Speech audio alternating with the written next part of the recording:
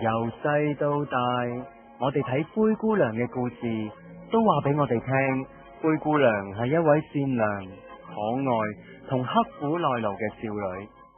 但係事實上，佢係卑鄙無恥、騙財騙色、巴渣潑辣嘅賤貨。我哋一齊嚟剖析佢嘅惡行。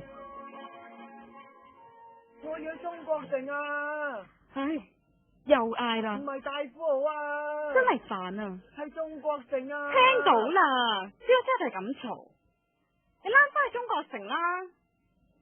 條友都唔知係咪玩嘢噶。除此之外，仲有。不過一陣我約咗心上人喎，你幫我變靚啲啊！發夢啦你！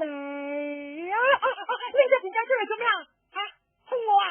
好啦，俾你兇到啦！你又高又靚，哇！包喺我身上啦，等我幫你換嗰條裙啊！嗱，你信我喎，我教你今晚同你搭水床啊！準備做啊！準備做啊！準備做啊！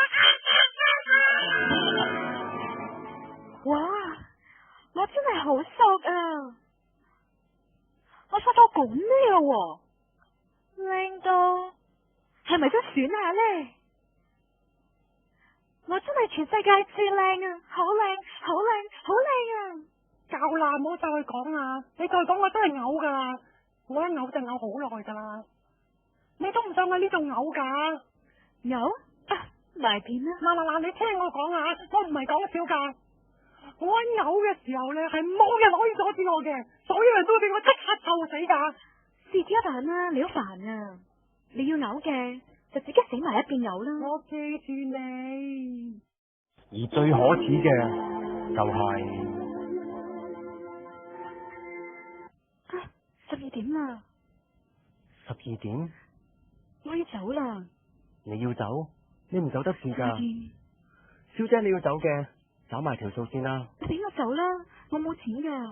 冇錢？雖然我係好傻噶，但係我窮到窿噶。窮到窿？咁你又？拜拜啦！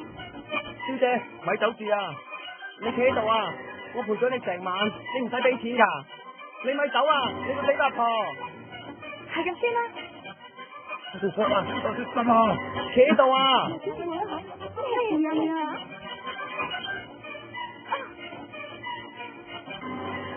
八婆，俾錢啊！咪玩嘢啊！喂，八婆咪走啊！走啦！講完好似衛兵啊！閂埋到大門，佢玩完唔俾錢啊！追住個八婆，追翻條數啊！